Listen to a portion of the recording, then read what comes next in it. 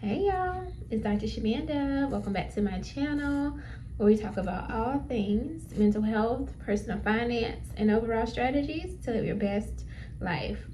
All right, y'all, so it is a beautiful day so far, and I just wanted to stop in and talk to you guys about something that crossed my mind earlier.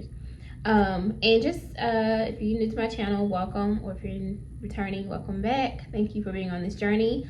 I am a teen mom, high school dropout turned doctor, PhD, and I am on a journey towards financial freedom, time freedom, and building generational wealth. So I'm super excited to be on this journey with you guys and to share my journey with you all and have you guys on this journey, excuse me. So today I actually rolled over my 401k from my most recent employer, and so I'm excited about that. And yesterday I was able to set up my contributions for my new with my new employer, so that once my 401k starts, then I'll be able to contribute, and before then I'll be contributing to my 457b. So if you've been following me and tracking my budgets, then just be on the lookout, because I'll be giving an update on that next week when I get paid for the first time at this new role. But I had a thought this morning, y'all. I thought about how most of us are on this journey towards financial freedom, and it's really not about the money itself, right? It's about freedom. But I really want us to dive into, what does freedom look like, and what exactly can we do with money? What are the things that we can buy or obtain with money? Because beyond the whole idea of money, which is simply a concept, simply a resource to be able to obtain certain things in this capitalist society that we live in, it's about freedom. So let's talk about it. So I did some research, and I had this list that I wanted to share. And so I'm curious to know, which of these things do you feel you're interested in as you obtain financial freedom? So first category is that it buys peace of mind. So peace of mind looks like paying your bills on time and in full. Now I can definitely say that that's a goal for me. I want to put all of my bills on auto pay and put them on, like, paying them all off at the beginning of the year. So for example, my cell phone bill, my trash and sewer pickups, like paying the annual fee on all of those things, and so I never have to worry about like paying those every month. Hiring, let's start here. Building a fully funded emergency fund, or a freedom fund as I call mine. So having that. Now, one of my goals is to reach $100,000 in cash in my high yield savings account for my freedom fund. I've always wanted just to have $100,000 just sitting there, in case I just didn't want to work for a year or whatever, right? Like just sitting there earning interest. 100,000, that is a goal. Hiring help, whether that's like cleaning or childcare, whatever you need, and so that you can have that support and that you're not burnt out. Having somebody clean your house, especially if you're working towards a goal, if you're working multiple jobs, to earn different streams of income, or like if you just need assistance, if you're a caregiver and you need more help. If you think about that, and I think about the fact that, like, I have an autoimmune disease that doesn't have a cure. So I think about when I'm older, like having that 24-hour, or not even 24-hour, but just additional support to help when I'm older, like nursing staff and things like that.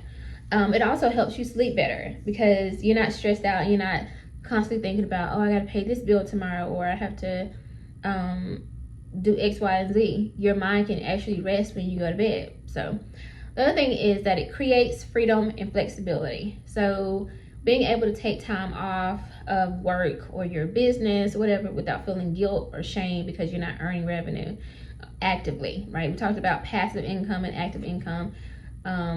So being able to take that time off and honestly really fully be on a vacation. I know so many people who take time off, but they're not fully present where they are. Like, they could be in a whole other country, but in the back of their mind, they're thinking about the fact that maybe they use their rent money to, and people do this, and there's no shame. I'm not guilting anybody or judging anybody, but some people will use their household expenses money to fund their vacation, because sometimes they just genuinely just need to get away. And so again, there's no judgment, but in the back of your mind, you're thinking about the fact that you got to still pay your rent when you get back, or you still have to pay your car payment, or maybe you have some if you use some of those like Klarna or whatever to pay for the flight or the hotel, you still got to pay that back when you get home. So, but if you have financial freedom, then you have to use those options, and you can really enjoy your time off. Being able to travel when and where you want to, right? That is a big one, and that's one that I didn't realize is so important to me. My daughter and I were talking about the different continents of the world, different countries, and we were just kind of looking at each other like, you know what, like that's really a big world out there. Like, I don't think we fully grasp like how big this world is. So when we just really were thinking about different continents and stuff, we were just like, yeah, like we want to travel. And I'm so glad that my children are a little bit older now. My daughter's 17, that we can think about things like that and get excited about things like that and actually plan to do those things together, especially now that they're a little bit older and they're not gonna have like these toddlers or whatever follow me. Which if I had to start over again, I would take my toddler with me. So that ain't gonna hold me up. But still, like, it's different when they're a little bit older, and it's exciting. You can also like take a lower paying job. So for example, let's say you went to school to be a physical therapist, and you have your doctorate in physical therapy, and you've been doing this for 20 years. But let's say you've done that, you've served in that area, that profession, but now you're like, what, I really wanted to be a teacher. Like, I don't know what it is, but I always wanted to be an elementary school teacher. So guess what? Now you can actually be a substitute elementary school teacher. Not because you need the money, or honestly, I mean, I heard they don't make that much money, unfortunately, because teachers should get paid more. But if it's just something you genuinely just wanted to do, you don't even have to think about the money part of it. You could just do it because you want to do it. And that's an option that you can get, or you get whenever you are financially free. And then on the note of jobs, obviously being able to walk away from toxic environments. If you don't like the environment that you're in, if you don't like your manager, if you don't like the compensation, or maybe there's a new CEO and you don't like the direction of the company, you could walk away and you don't have to worry about the money or benefits and all that kind of stuff. The other category is that you can build for the future. So of course, as y'all know, I'm all about investing. So investing in your 401k, your Roth IRAs, your regular brokerage accounts, things like that. So you're really just focusing on your future.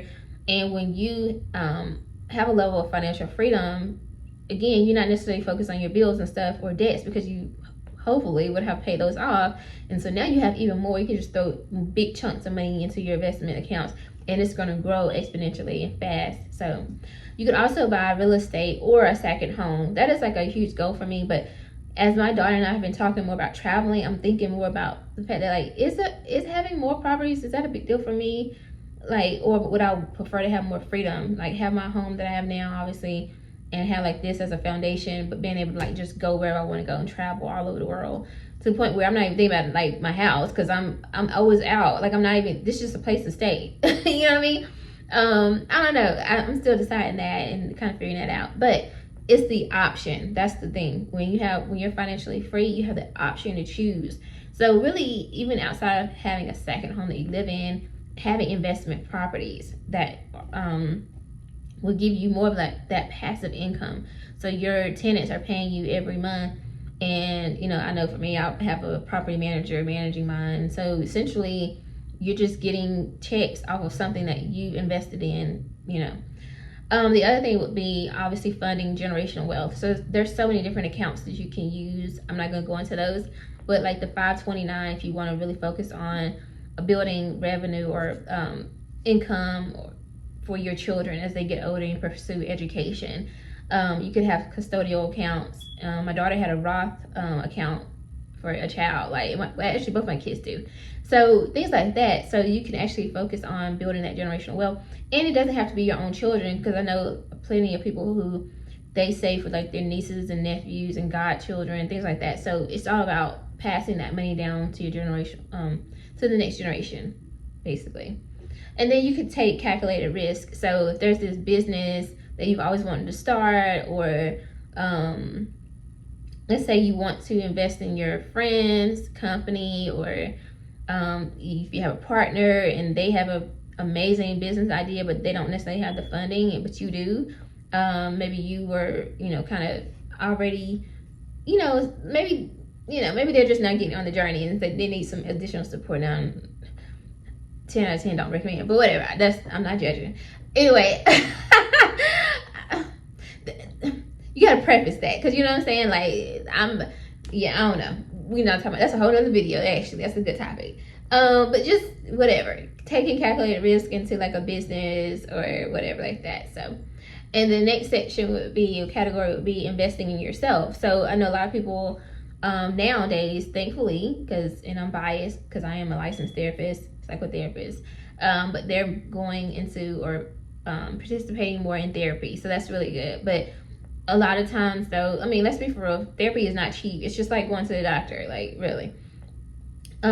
Maybe not as much. I don't think it costs as much, but it can be costly, because if you're doing it every week, it can add up, right? And so, but when you're financially free, you don't have to worry about that. You can see your therapist as much as you want to. So you don't have to be like, oh, I'm only gonna see you every 2 weeks or every month. You can do those weekly sessions and get the support that you need. And then on the same lane, you can actually invest in having a coach or a mentor. Now, I know for sure therapy is not the same as coaching and mentorship. So, but sometimes you need all three, because they serve different purposes. So, and when you can do all three, you're really pouring into yourself. But again, when you're financially free and you got money that's freed up, is not going into debts and stuff like that, you can do that. So, obviously going back to school, getting certifications if you want to, and the real flex would be being able to pay out of pocket, being able to fully self-fund your education. So I know people who go back and get like second PhDs. Baby, I could never. If I tried to do something like that, I give y'all permission to just be like, girl, what is wrong with you? In the comments, just flood my comments, be like, what is wrong with you? Seriously. If you don't know, if you're new here, I just finished my PhD in December, so there's that.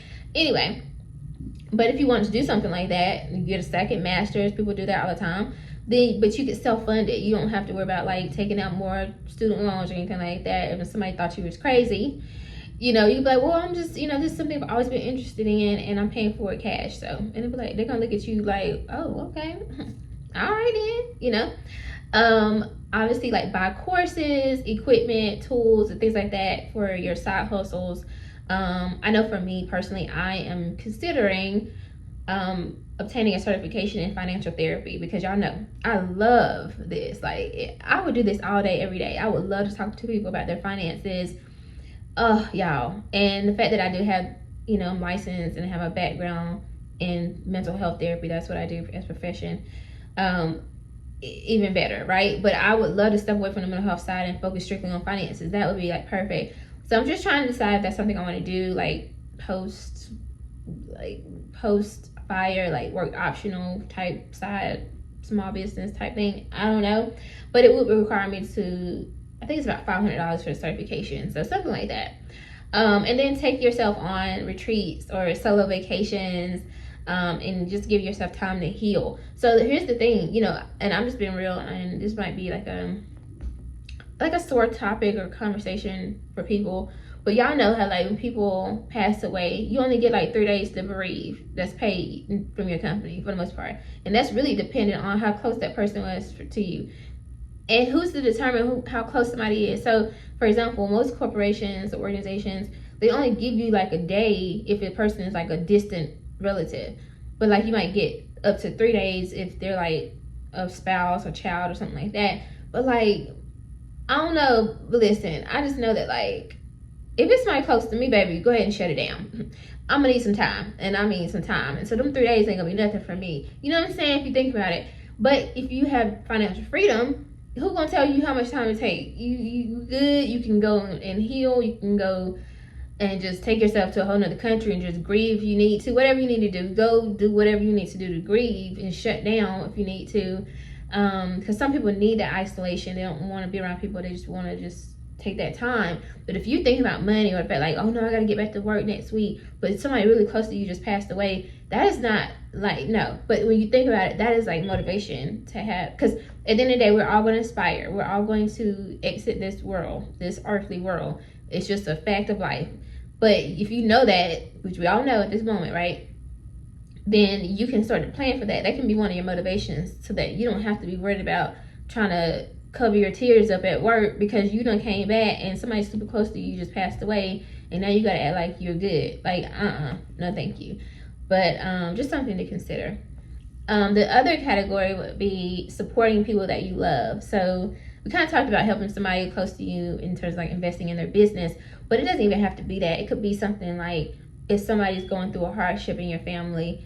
I just told y'all, if you watch one of my recent videos, that I had a family member who was dealing with something, and that was a motivation for me, because I'm like, I don't have the money to give away at this point in my life, because I'm still building. I'm trying to hit these goals, right? But it motivated me. It's like, you know what, I do want to be in that position where I can just, I essentially bail people out, like, and I don't mean like in jail, like, no, we not be keep doing this, but I'm talking about like, if your tires went flat, you know what I'm saying, you behind on your rent because of whatever, like, now not if you just out here just doing whatever, but you know what I mean, right? Like people who genuinely just need extra help. Or if I see a single parent struggling and they're like, hey, I need help with something, or a caregiver needing help with, like, it could be the basic things, and just being able to help people. Like, to me, that is like the most amazing thing to be able to do in this world, and it makes being financially free just worth it. It motivates me to get there, like, honestly, because I want to be able to do things like that.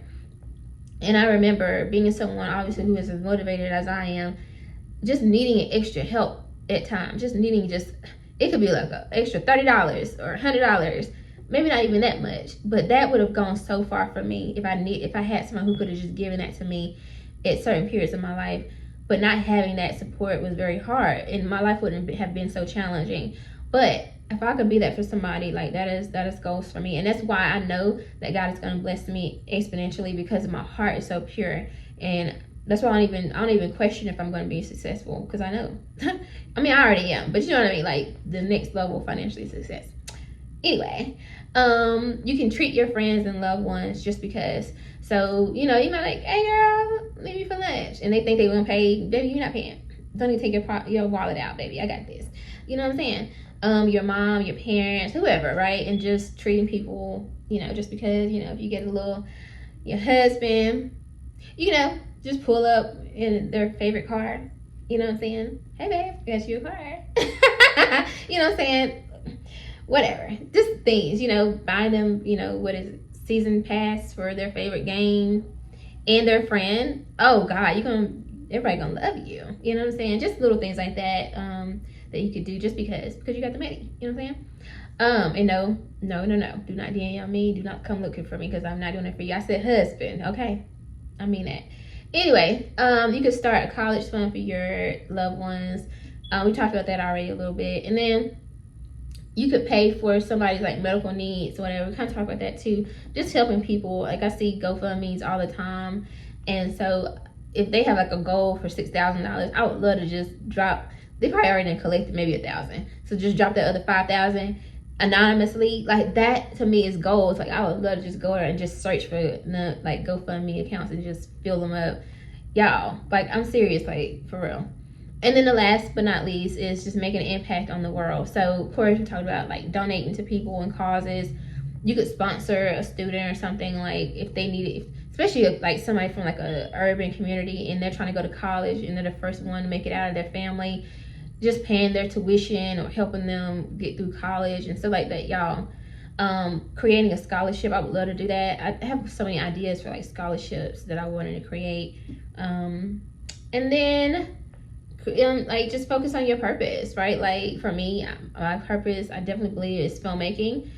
I'm thinking I'm going to focus more on the writing side, so maybe not production, but creating those. But here's the thing: in order to be able to write and be creative, I need to obviously be in a space where I'm not thinking about money and stressed about money, right? So it all goes hand in hand. Anyway, that's what I have. So those are ways that money can make your life a little bit easier, and that it can motivate you to, focus on your financial freedom goals, because at the end of the day, it will pay off and it'll allow you to do so much. So it's not about the love of money. It's about utilizing money as an asset and as a resource to help you and other people. So when you get your money right, you are opening the door, the pathway to help so many people. You really are. And it's possible. And guess what? We're doing this together. That part. All right, y'all, I hope you like this video. If you do, like the video, comment, subscribe, and share, and I'll see you guys next time. All right, bye.